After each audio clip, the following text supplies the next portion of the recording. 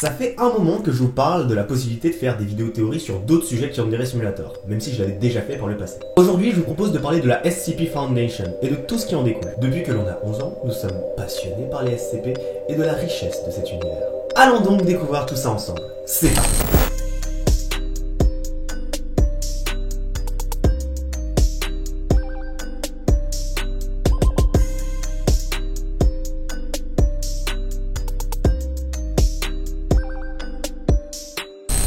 Commençons par comprendre où est-ce que nous nous situons. Pour faire cette vidéo, je vais surtout m'appuyer sur le wiki français. Il est donc possible qu'il y ait des erreurs de traduction ou de compréhension. Cela étant dit, pour comprendre ce qu'est la Fondation, je vous propose de lire l'introduction qu'il y a sur le site. Le genre humain en son état actuel existe depuis un quart de million d'années. Et pourtant, seuls les 4000 derniers rangs ont eu la moindre signification. Alors, qu'avons-nous fait durant près de 250 000 ans? Nous nous sommes serrés dans des cavernes et autour de maigres feux, craintifs envers des choses que nous ne comprenions point. Il ne s'agissait pas seulement d'expliquer le lever du soleil, mais aussi le mystère d'oiseaux énormes à tête humaine ou celui de rochers prenant vie. Alors nous les appelons dieux et démons, et nous les supplions de nous épargner. Nous prions pour notre salut. Avec le temps, leur nombre diminua, tandis que le nôtre s'élevait. Le monde commença à avoir davantage de sens, alors que j'y trouvais moins de choses à craindre. Et pourtant, l'inexpliqué ne peut jamais totalement disparaître, comme si l'univers demandait l'absurde et l'impossible. Le genre humain ne doit pas retourner se cacher dans la peur. Personne d'autre ne nous protégera. Nous devons nous tenir debout, par nous-mêmes. Tandis que le reste de l'humanité s'établit dans la lumière, nous devons nous dresser dans l'obscurité pour mieux la combattre, la contenir et la dissimuler aux yeux du public, afin que d'autres puissent vivre dans un monde sensé et normal. We secure, we contain, we protect.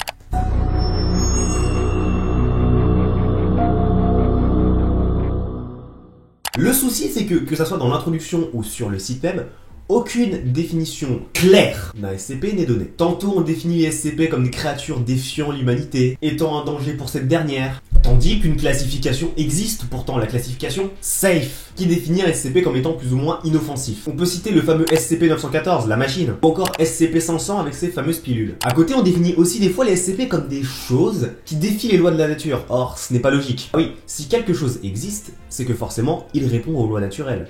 Je m'explique. Prenons par exemple les oiseaux. Les oiseaux volent, pourtant ça ne défie aucune loi naturelle. C'est juste que nous ne sommes pas capables de voler en tant qu'être humain.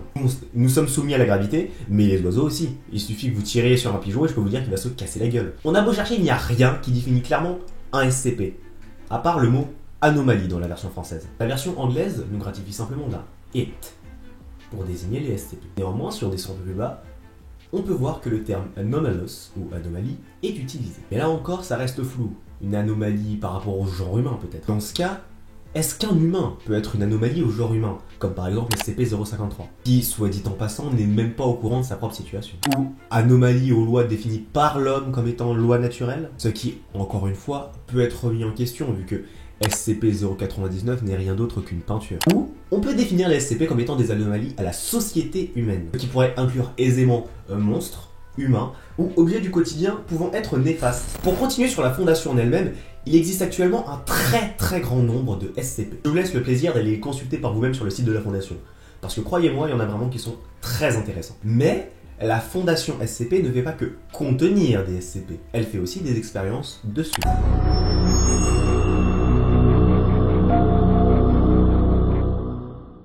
Il n'est pas rare que ce que l'on appelle un classe D soit utilisé pour une expérience sur un SCP. Pour savoir comment on peut le confiner, pour savoir comment le SCP en question va réagir, ou pour savoir si on peut le détruire tout simplement. Les classes D sont des prisonniers, pour la plupart des condamnés à mort, qui vont de leur plein gré dans les centres de la Fondation. C'est un peu plus glauque quand on se renseigne en fait. Mais le personnel de classe D peut être aussi des civils, des prisonniers politiques, ou même des réfugiés. Et le personnel de classe D est facilement jetable. Soit ils sont éliminés au bout d'un mois par la Fondation, soit on leur administre des amnésiques. Le plus connu de tous les classes D, c'est le Subject D9341, tout simplement parce que SCP Containment Breach. Revenons juste un tout petit peu en arrière. Le parallèle est assez glauque, hein, mais on a des rats de laboratoire jetables, limite, totalement.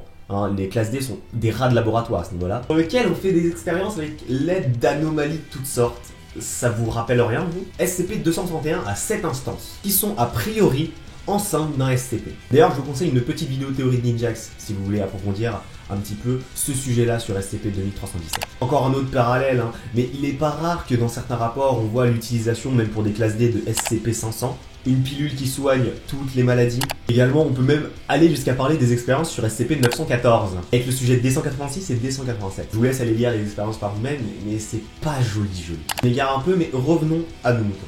Est-ce que l'on peut considérer que les expériences et l'utilisation de certains SCP sur les classes D n'auraient pas également un but eugénique? Une forme d'eugénisme qui malheureusement laisse penser à l'eugénisme du Troisième Reich. Clairement, c'est la même façon de procéder. Justement, en parlant d'eugénisme, on peut faire un rapprochement avec l'une des formes d'eugénisme les plus connues aujourd'hui, le clonage. SCP-2000 est un SCP assez complexe, mais qui contient un système RHBZ, soit un système de réplicateur d'hominidés, et qui est, je cite, capable de produire 100 000 humains viables et non anormaux chaque jour.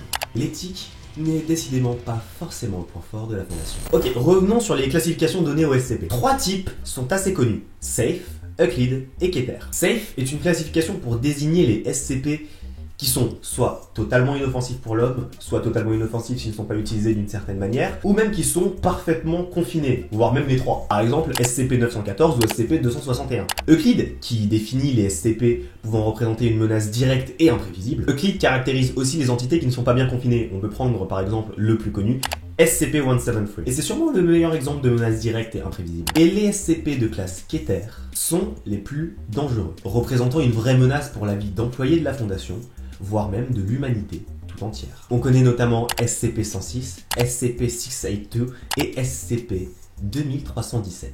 Sûrement le pire celui-là. Il existe aussi des classifications secondaires qui complètent la qualification principale donnée précédemment. La classification neutralisée qui désigne les SCP qui n'ont plus aucun effet anormal, et ce pour diverses raisons. La classification expliquée qui désigne les SCP totalement compris, comme par exemple SCP-1841-X. Et la dernière classification, qui est un peu à part puisqu'elle peut se rapprocher d'une classification primaire, c'est la classification Thaumiel, qui désigne des anomalies rares, utilisées pour confiner d'autres anomalies de classe Keter par exemple. Justement, en parlant d'anomalies de classe Keter à confiner,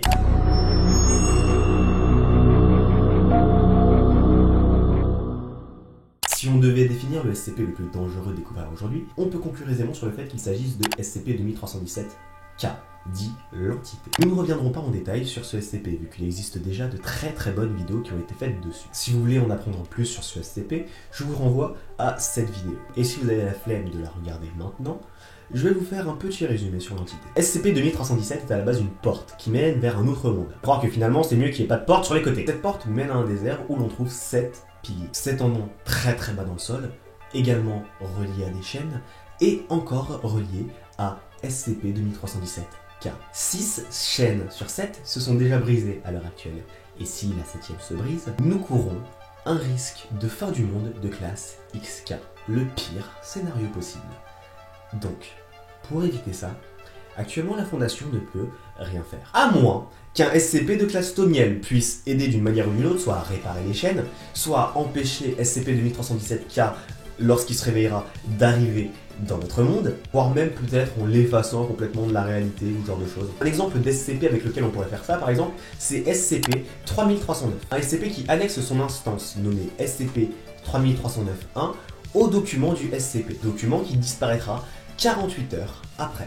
La documentation disparaîtra, mais également le SCP dont la documentation parle. L'expérience a été menée avec SCP-4463, une anomalie des eaux qui pouvait réussir à inonder l'Amérique du Nord en 50 ans. Et l'expérience fut un succès. SCP-4463 fut annihilé des documents en 48 heures, et sa menace supprimée. Si une expérience était également menée sur SCP-2317, cela pourrait peut-être amener à sa disparition. Je vous rassure, il y a quand même eu des essais avec certains SCP pour essayer d'annihiler la menace de 1317, comme l'utilisation d'une formule de SCP-7000J. Après prononciation de la formule Lorem ipsum devorem aretus et damnatus ad aeternam et esse humani ad pacem, le résultat fut un mail reçu par le chef du site 58, avec comme message « Tuez Bezum lolololem ». Side note, lorsqu'ils ont essayé à peu près la même chose sur SCP-682, le ciel afficha avec les nuages le message suivant: Alius vusus factum futrere. On n'est pas dans la merde. Vous vous sentez en sécurité sachant que la Fondation vous protège dans l'ombre? vous ne devriez pas. Sachez qu'il existe d'autres groupes en dehors de la Fondation, spécialisés dans la création, le confinement ou la destruction d'anomalies, voire même d'utilisation d'anomalies, mais ça on en reparlera plus tard. Certains groupes sont alliés de la Fondation, et d'autres non. Et pour certains, on ne sait pas s'ils existent réellement, ou si c'est juste une blague de mauvais goût. Et je vais vous en présenter 3 dans cette vidéo.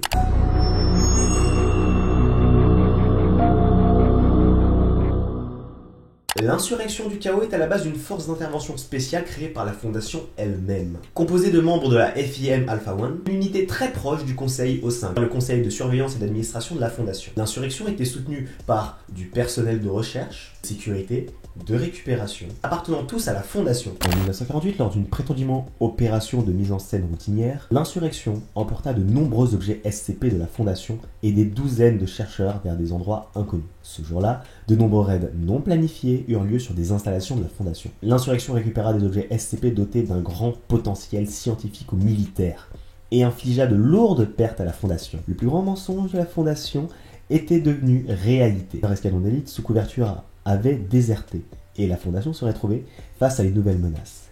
Une nouvelle organisation qui se donnait le nom d'insurrection du chaos. Le Conseil O5 fut stupéfait. La désertion ou même le moindre signe de déloyauté de la part de ses bras droits était sans précédent. Les motifs de la trahison de l'insurrection restent inconnus de la Fondation. Une dernière chose, contrairement à la Fondation, l'insurrection du chaos utilise les SCP de manière active. Imaginez-vous ce qui se passerait s'ils arrivaient à dompter SCP-682.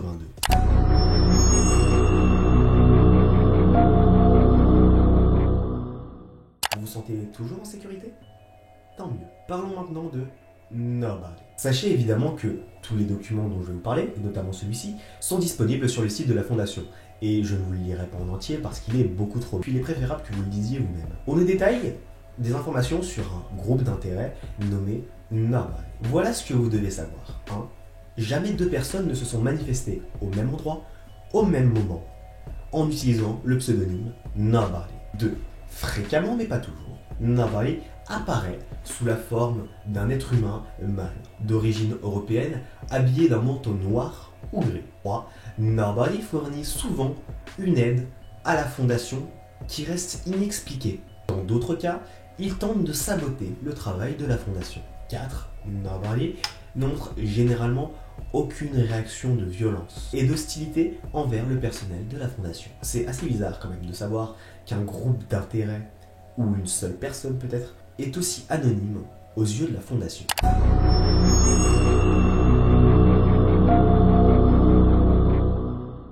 La Coalition mondiale occulte, CMO, a été créée au lendemain de la Seconde Guerre mondiale à partir des restes d'occultisme, médiums, prêtres et scientifiques des États alliés ou qui ont déserté l'Allemagne nazie, le régime soviétique, ont été rassemblés et formés par les alliés. En même temps que la scène internationale s'est étendue, le nombre de pays impliqués dans la CMO a également augmenté jusqu'à devenir ce qu'elle est aujourd'hui. La CMO est une force principalement politique qui se considère comme la police du monde paranormal. Ils s'enorgueillissent de détruire des entités surnaturelles et font usage du plus de technologies expérimentales de pointe possible obtenues grâce à leurs bienfaiteurs.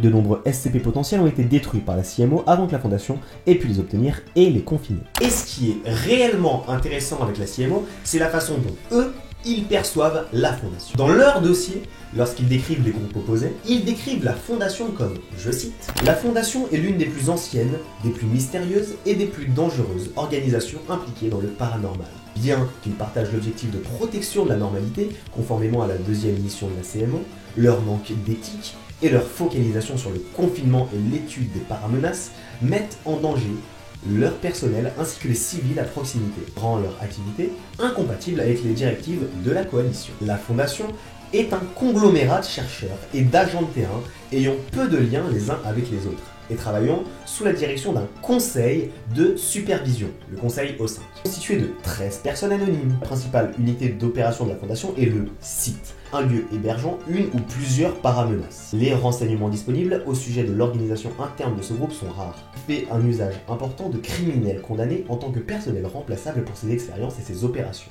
Donc, d'après un autre groupe, la Fondation, qui se veut leader dans le domaine du paranormal par son ancienneté, par sa puissance et par le nombre d'SCP qu'elle a réussi à confiner, n'est pas fiable, voire extrêmement dangereuse. Alors, vous vous sentez toujours en sécurité ?